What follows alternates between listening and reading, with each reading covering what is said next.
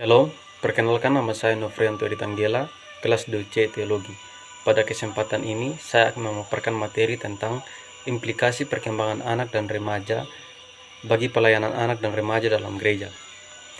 Pelayanan yang dilakukan gereja harus mempertimbangkan kehidupan manusia yang berbeda tiap kategori usia.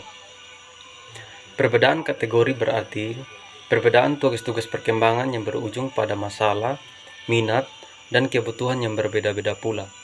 Secara khusus, menyangkut perkembangan anak dan remaja, perlu disadari bahwa kategori ini pun memiliki sub-sub kategori. Artinya, usia anak bisa bervariasi, dari bayi yang baru lahir balita sampai pada usia 12 tahun. Begitu juga dengan kategori remaja, yang terdiri dari remaja tahap awal yaitu usia 13-15 tahun dan remaja tahap akhir yaitu usia 16-19 tahun. Perkembangan anak-anak. Masa ini sering disebut juga sebagai masa emas atau golden age. Masa anak-anak adalah masa di mana seorang anak menghasilkan rasa kenyamanan dan kepercayaan bahwa dunia ini baik adanya dan bisa dipercaya. Perkembangan remaja harus dipahami bahwa masa remaja adalah masa perkembangan yang unik dan kompleks. Sangat penting sekali untuk memahami perkembangan remaja. Mengingat masa remaja adalah masa transisi, masa bertanya, maka keterbukaan dan masa pengambilan keputusan. Secara fisik, remaja sedang mengalami pubertas atau akil balik. Tentunya ini akan berpengaruh pada terbentuknya kesadaran baru tentang tubuh remaja tersebut. Seorang remaja akan mencampurkan hal-hal yang bersifat biologis dengan yang bersifat spiritual, serta mengacaukan yang fisik dengan yang spiritual. Secara kognitif, remaja berada dalam tahap operasi formal. Secara ego, ia berada dalam situasi ingin memiliki identitas pribadi, namun juga ingin menyisihkan rasa kekaburan identitasnya. Secara sosial, remaja akan sangat diliputi oleh dorongan untuk mandiri. Implikasi perkembangan anak dan remaja bagi pelayanan anak dan remaja dalam gereja.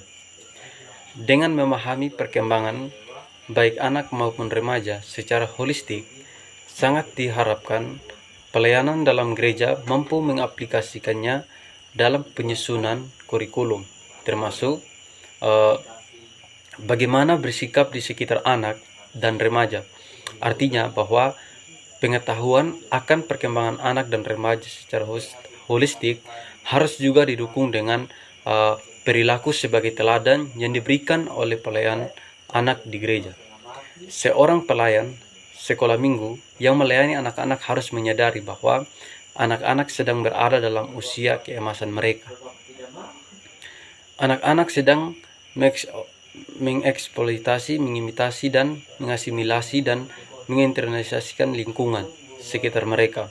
Itu sebabnya anak-anak harus dilayani dengan kesabaran dan kasih sayang. Seorang pelayan harus mampu menjadi role model bagi anak-anak yang dilayani. Dalam berhadapan dengan anak, seorang implikasi perkembangan remaja dalam pelayanan di gereja. Berkaitan dengan pelayanan bagi remaja, ada beberapa kualifikasi seorang pemimpin atau pelayan kategori remaja. Pertama, ia harus mampu mengidentifikasikan kebutuhan, masalah, dan perasaan remaja. Hal ini sangat penting sebagai syarat mutlak. Kedua, ia adalah seorang yang menyukai remaja. Ia mampu menempatkan dirinya sebagai seorang remaja dan menerima remaja apa adanya mereka. Ketiga, seorang pemimpin remaja harus memberikan waktu yang cukup bagi remaja, sehingga ia mengenal mereka satu persatu.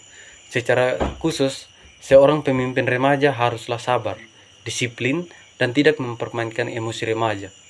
Seorang pemimpin atau pelayan juga harus meyakinkan remaja bahwa iman tidak bergantung pada perasaan.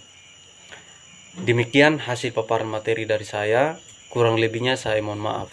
Terima kasih.